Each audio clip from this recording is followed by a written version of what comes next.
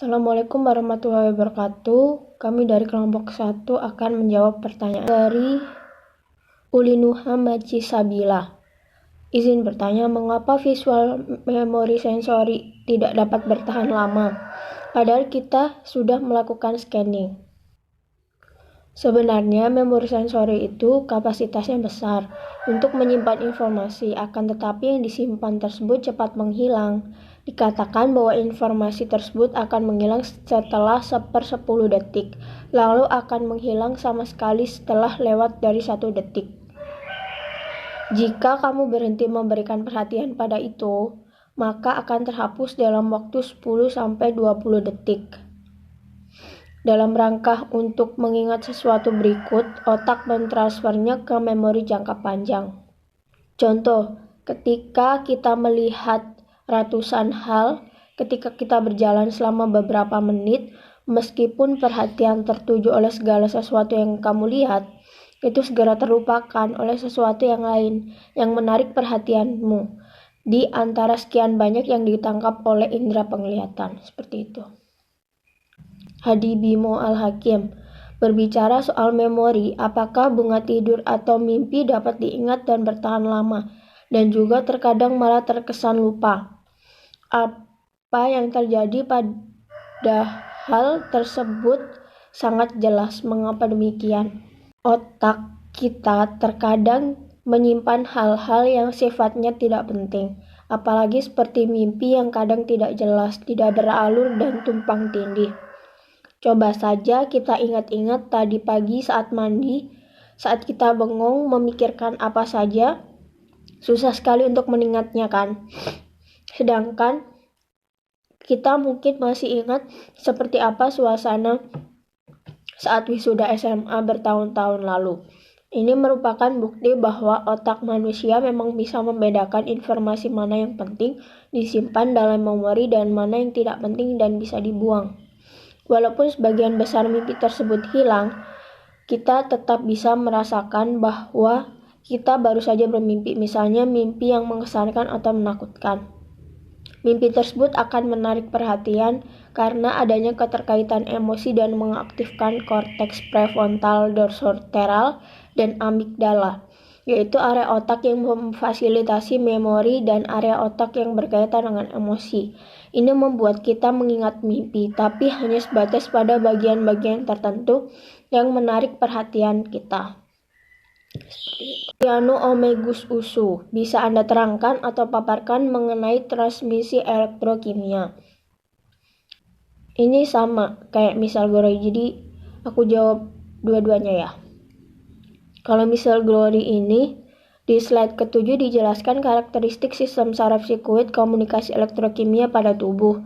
Bisa tolong jelaskan mengenai salah satu karakteristiknya, yaitu plastisitas. Merupakan sirkuit komunikasi elektrokimia tubuh. 4 karakteristik penting otak dan sistem saraf adalah kompleksitas, integrasi, adaptabilitas, dan transmisi elektrokimia. Kemampuan khusus otak untuk beradaptasi dan berubah disebut plastisitas. Berikut 2 sistem saraf yaitu sistem saraf pusat SSP dan perifer.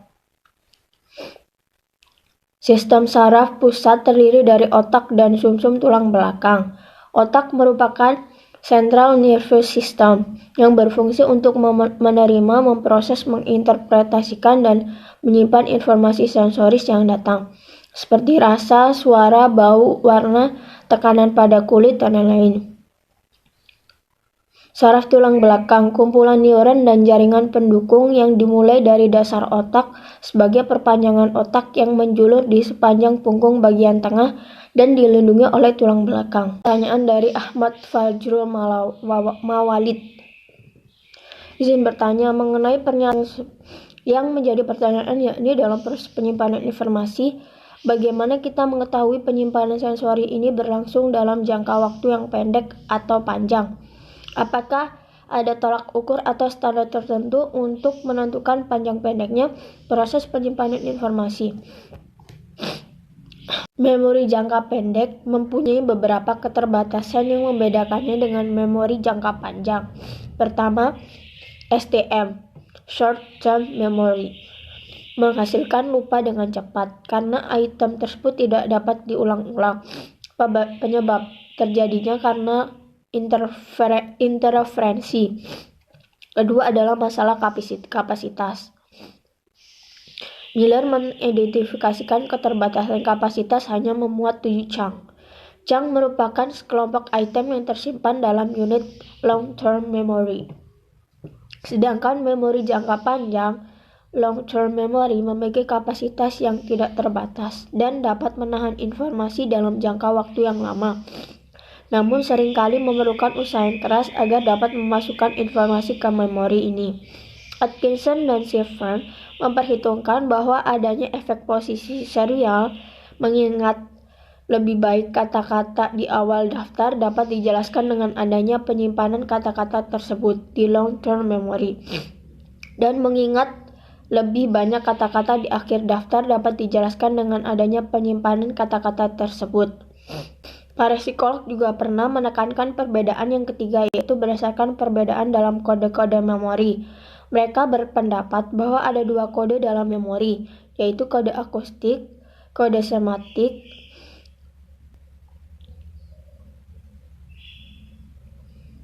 Akustik itu kode yang berdasarkan bunyi. Kode ini merupakan kode dominan dalam STM. Sedangkan kode sematik, kode yang berdasarkan makna. Kode ini merupakan kode yang dominan dalam long-term memory. Mutiara Amalia, saya ingin bertanya, terkadang kenapa kita lupa dengan peristiwa masa kecil, padahal kita sudah merangsang ingatan itu agar kembali tetapi tidak bisa mengingatnya lagi. Yang tajam pada diri manusia kurang lebih pada masa anak-anak, 10-14 tahun. Dan ini berlangsung untuk ingatan yang bersifat mekanis, yakni ingatan untuk kesan-kesan penginderaan. Sudah usia tersebut, kemampuan untuk mencamkan dalam ingatan juga dapat dipertinggi. Akan tetapi untuk kesan-kesan yang mengandung pengertian dan ingatan logis, dan ini berlangsung antara usia 15-50 tahun. Kalau 0-5 tahun itu, kenapa kok sulit buat kita ingat detailnya gitu, samar-samar? Karena di situ ingatan masih belum tajam dan masih belum bisa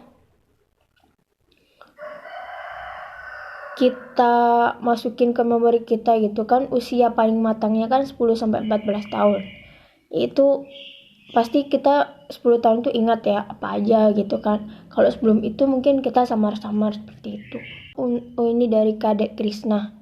Bertanya bagaimana cara cepat untuk menyamarkan memori trace ini agar kita dapat melupakan suatu memori, terutama memori akan suatu kejadian yang mengakibatkan sebuah trauma. Terima kasih. Jadi kita ukur dulu emosi kita, kedalaman trauma kita itu sedalam apa gitu. Karena bisa dibilang itu trauma jika benar-benar itu sulit kita lupain gitu. Contohnya kayak ternyata traumanya lebih berat dari kebahagiaan kita gitu. Itu akhirnya memori kita itu mengingat ke trauma kita, bukan hal-hal yang kita senangi gitu. Untuk menyamarkannya sih kita lihat dulu kadar traumanya dia itu sedalam apa. Kadang-kadang ada yang traumanya itu bisa dia samarkan dengan kayak melakukan hal-hal yang dia senangi seperti itu. Dimas Rizal Putra, pada slide ketiga dijelaskan bahwa fungsi ketiga menimbulkan kembali ingatan yang sudah tersimpan. Lalu bagaimana dengan seorang individu yang memiliki sifat pelupa? Apakah dia memiliki kesulitan untuk mengingat kembali ingatan yang sudah tersimpan? Orang yang mengingat segala sesuatu tentang hal yang disukainya itu mudah dia ingat karena memori dia dengan apa yang dia suka itu diasah terus. Kayak contohnya kayak kenapa sih anak-anak kecil 5 tahun tuh udah bisa nyanyi lagu bahasa Inggris dengan fasihnya kan sampai nggak lupa karena setiap hari dia tonton itu gitu. Jadi memori kita ini harus terus kita asah agar nggak menjadi sifat pelupa. Di sini kita kalau seandainya pengen menghilangkan sifat pelupa itu, coba dengan minat dan motivasi dalam pengalaman sehari-hari. Seperti itu. Karena di sini minat dan motivasi itu merupakan konsentrasi energi atau force pada sektor region tertentu dalam kesadaran. Konsentrasi energi inilah yang menyebabkan suatu hal tidak begitu saja dilakukan. Dari Suci Rahmawati, rentang memori sensoris Pentex yaitu urutan terpanjang yang masih dapat diingat oleh orang pada umumnya. Bagaimana cara kita dapat mengukur hal tersebut? Indra-indra itu diubah dalam bentuk impuls neural atau bentuk neuron yang dikirim ke bagian otak tertentu dari otak. Proses tersebut berlangsung dalam sepersekian, yaitu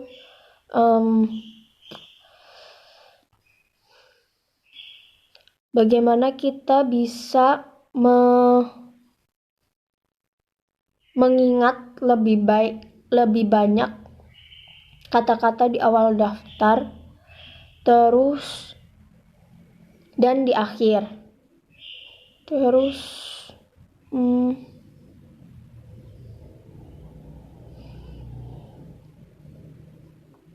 contohnya kayak apakah kita ingat memori kemarin gitu.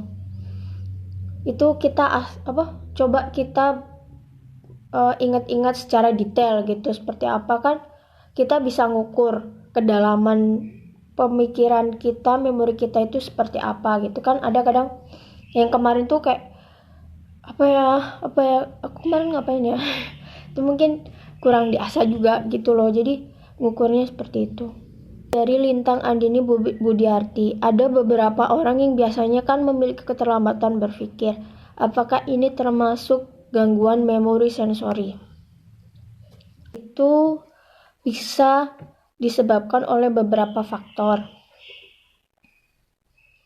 Apakah keterlambatan berpikirnya dia itu kan orang normal juga ada keterlambatan berpikir, kayak dia agak lemot dalam berpikir itu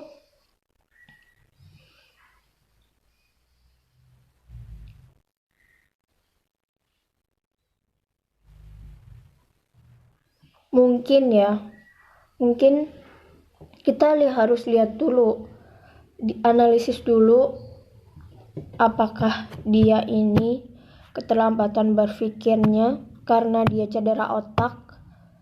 Ini di sini beberapa kejadian kenapa dia mungkin karena itu seperti cedera otak tadi, infeksi, meningitis dan lain-lain.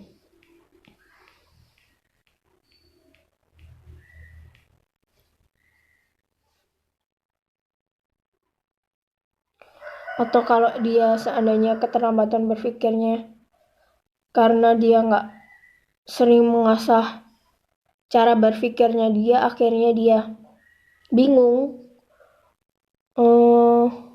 karena dia nggak pernah mengasah memori sensori dia gitu, akhirnya dia lambat, dia telat sama orang-orang yang lain gitu.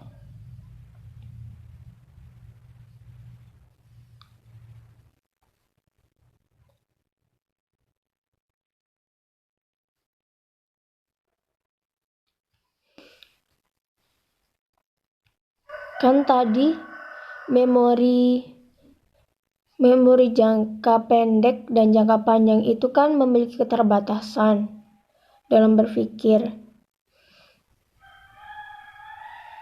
Jadi kadang ada orang yang menerima cara berpikirnya dia itu agak lamban, terus ada dan ada yang lebih cepat gitu. Jadi setiap individu itu beda gitu.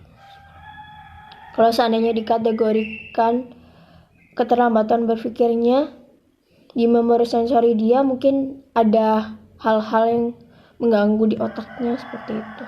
Pertanyaan Anis Kalima, bagaimana cara memaksimalkan kinerja dari memori sensori dan bagaimana cara agar hal-hal apa saja yang bisa dilakukan untuk menjaga agar memori sensori tetap dapat bekerja secara maksimal.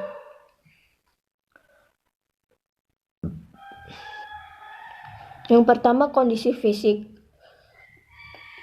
Kalau seandainya daya ingatnya menurun itu, contohnya kelelahan, sakit, kurang tidur itu, sehingga mempengaruhi daya kerja dan prestasi dia. Yang kedua, faktor emosi. Dalam hal ini, seseorang akan mengingat sesuatu lebih baik, apalagi peristiwa-peristiwa itu menyentuh perasaan, sedangkan kejadian tidak menyentuh emosi dan seringkali diabaikan. Menjaganya adalah dengan minat dan motivasi.